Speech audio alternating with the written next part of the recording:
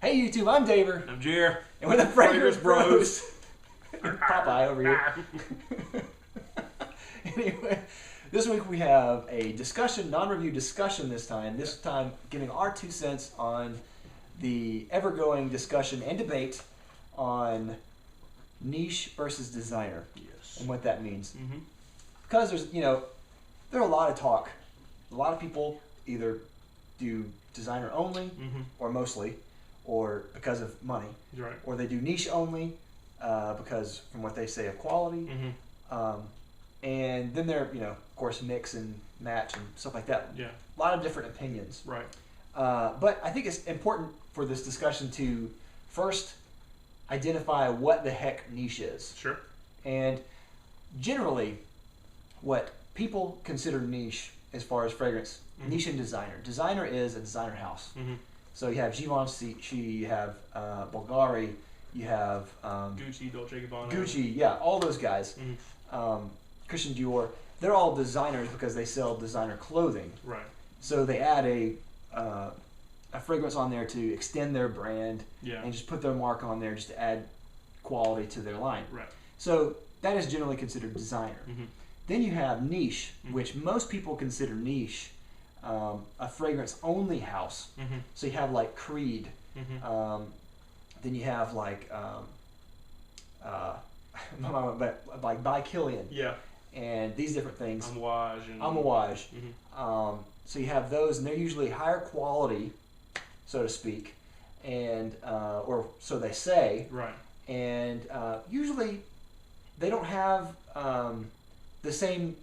They don't have any price constraints. Yeah. They don't have any gender constraints. Mhm. Mostly, they don't have any quality constraints. Sure. So they can do whatever the heck they want. So Okay. sometimes you see like Serge Luton. Mm-hmm. They have like Mus Kubla Khan, Yeah.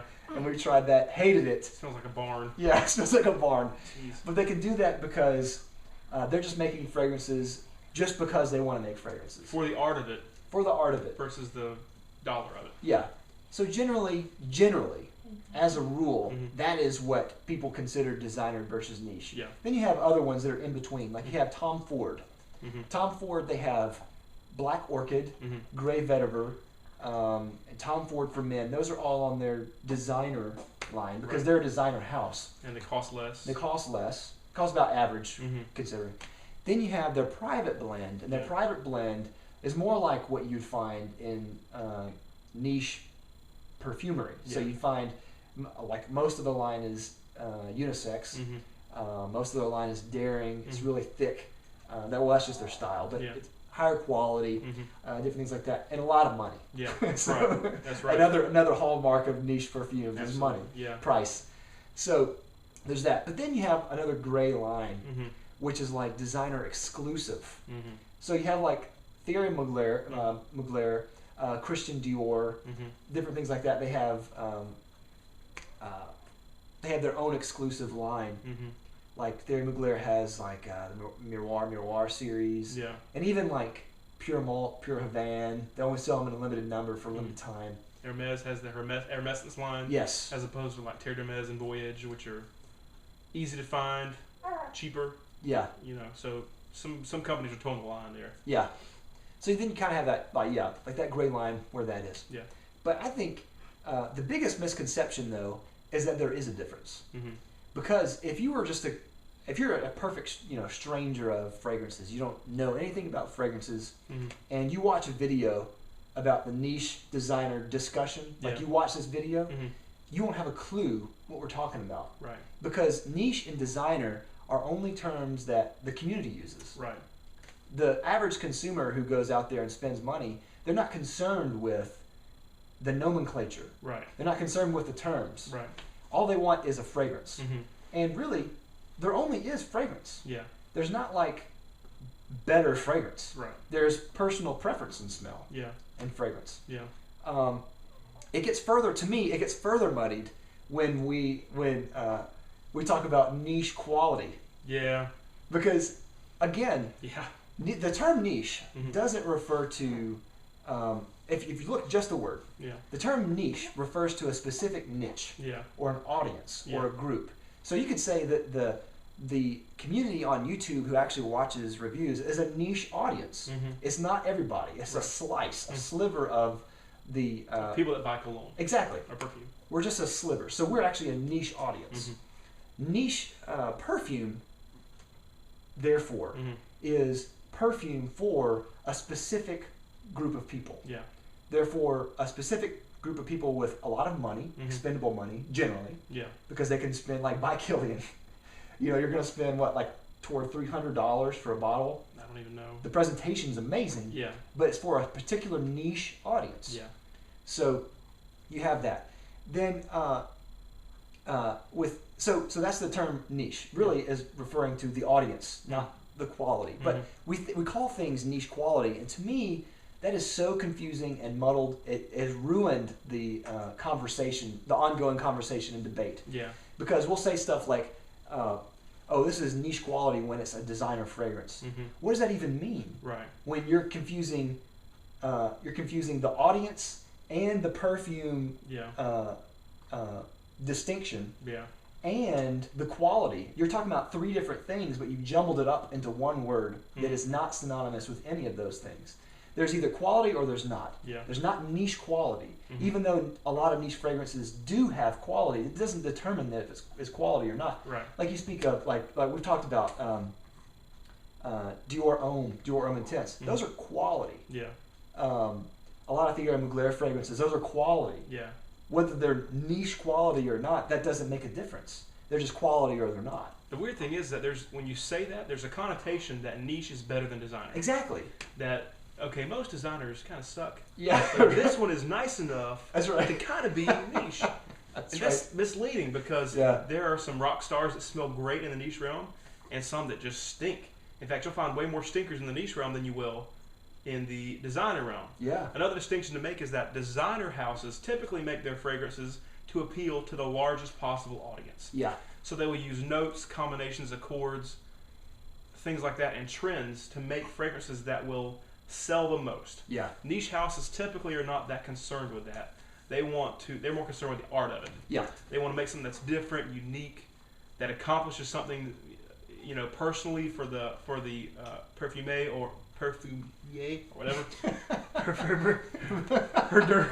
Odor. Or maybe pushes the world of fragrance ahead in terms of progress. Designer companies not typically concerned with that. They want to make something that will sell a lot.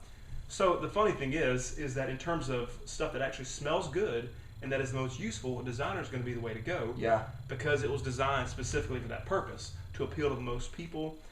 If it's a male fragrance, then it's designed to appeal to the most women. So if you want to smell good for a woman, that's going to be the best way to go. Whereas with niche, you're always kind of taking a risk. They're going to be very strong and kind of polarizing and use these notes and ingredients that are not going to be appealing to everybody, So, yeah, you're right. Niche is for a niche of people. Yeah. It's not for everybody. And that's an important distinction to make. Yeah. I think a lot of the YouTube community has kind of grown into niche, and I understand that because there's one. I know there are a couple of people who talk about in the argument or the discussion. They talk about how niche is the natural progression, and I agree and I disagree at the same time because I understand their argument because designer only has so many. Yeah. Because their marketing teams, if they make all the fragrances that they want to make, it's like chase two bunnies, both escape. You can only do one at a time, so you can only have for your audience, for your line, you only want so many fragrances at once. Right. To maximize sales and to it's just going to cost more for other fragrances in the long run if you don't make that much for various reasons. So in a sense, like niche audiences or the niche perfume range is larger.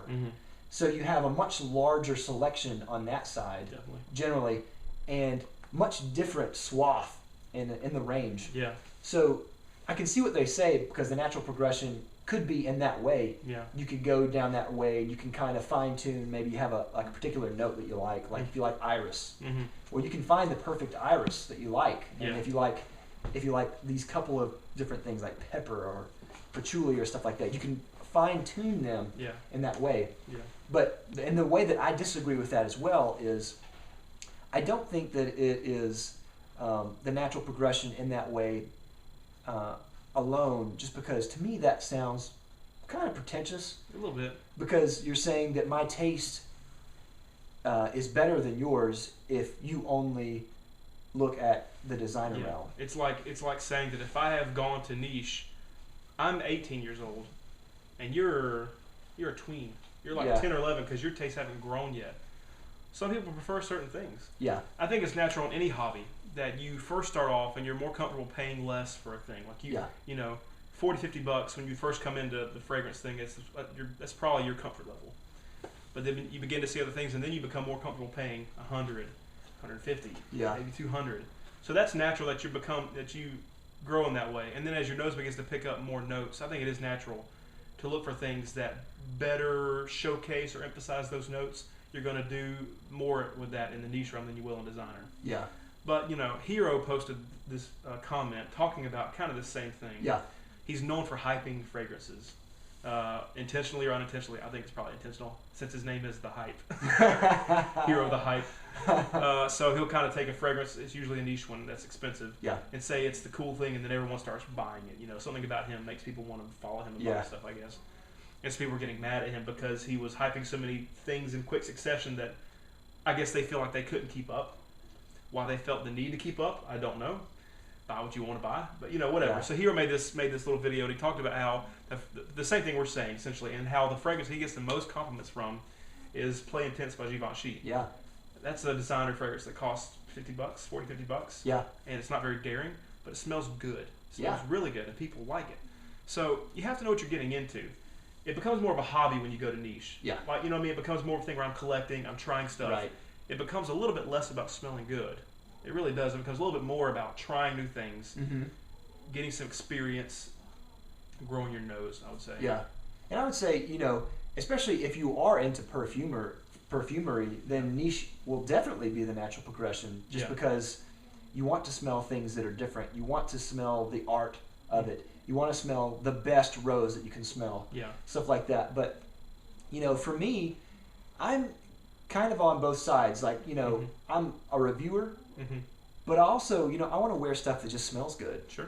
for me. Mm-hmm. And for, you know, for others too. Like, I want the best, you know, like for my son when he was born, I wore Original Santal. Yeah. That stuff is not daring, but that stuff smells amazing because, you know, I wanted to, it lasts a long time. I wanted to wear something that was going to last a long time. Yeah. That's going to remind me, every time I smell that's going to remind me of my son's birth. Yeah. And I smelled it again, it reminded me of my son's birth. Nice. So I wanted to make a memory Yeah. of that. Yeah.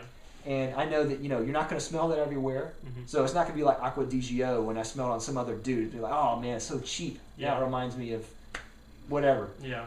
But it's going to make a lasting impression. Yeah. So, I mean, that is kind of a niche fragrance, or, you know, kind of is, but It's probably one of the most designer of niche. Creed Yeah. is, you know, on the designer end of the niche realm. yeah. The funny thing is, you know, I have my colognes lined up on the shelf Mhm. in my closet. And for whatever reason, all the designers are on one end, all the niche are at another end. And when I go in the morning to spray cologne, I always start at the niche. Yeah. And if I don't see something there that I want to wear that day, then I'll go to the designer. I know it's psychological. It's stupid. But I will. I'll Yeah. check those first because I think they, in my mind, they offer the most. Yeah. And then if, you know, I don't feel like wearing this, okay, I'll come up here to the designer. I don't know why that is. I think it's dumb that I do that, but I do it. Yeah.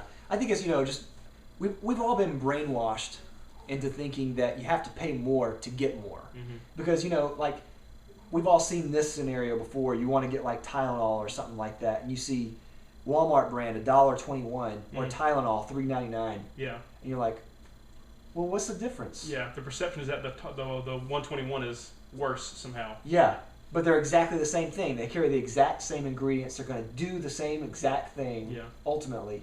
And that's kind of a different argument, but in essence, it is that same thing where you're spending more just for the name, or you're spending more because you think you're going to get something out of it Yeah. that's different. Right. And, you know, I don't want to give anything away, but there's an ongoing discussion about Original Santal and Mont Blanc Individuel. And without giving our opinions of it, Yeah.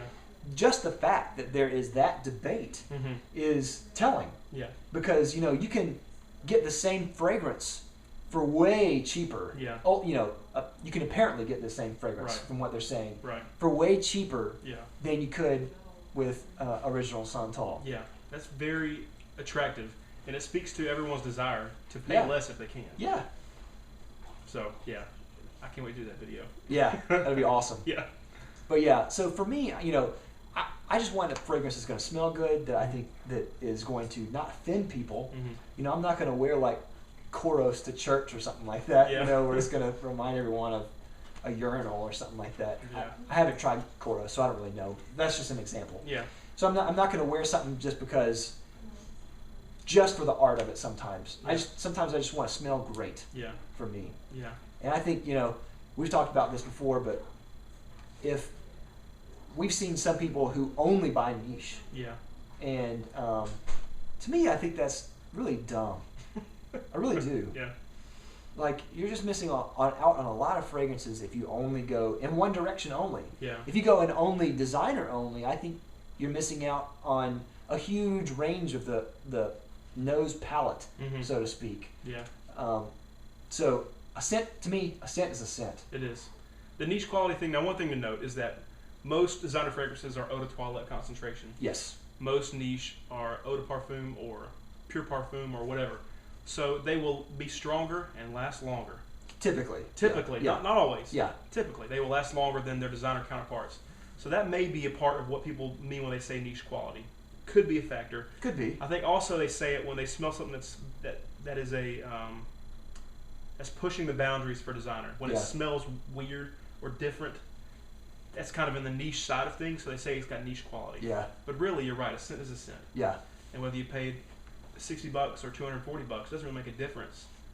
It depends upon what your purpose is for it. If the purpose is to smell good, you could probably do better in designer, but you are limiting yourself if you never go outside of that. Yeah. So I'm with you. I have a foot in both camps. I want to own both. I've got a list that has both on there that I want to own, Yeah. and I'll continue to buy both. So I think that's the best way to go. Yeah. Totally agree. I know. You know. Well, I don't want to give anything away, but I was about to give something away about Mont Blanc Individuel versus original Santal. I'm not going to do it. I'm not going to do it. Anyway, that's our opinion. I don't know if we have anything else to add. But scent is a scent. Yeah. Who cares? Yeah, it's a silly argument. Yeah. Just buy what you want to buy. That's End it. of story. End of story. Bros. Anyway, let us know what you think about the ongoing discussion / argument of niche versus designer. We'll see you next week. We're the Fragrance Brothers. Bye.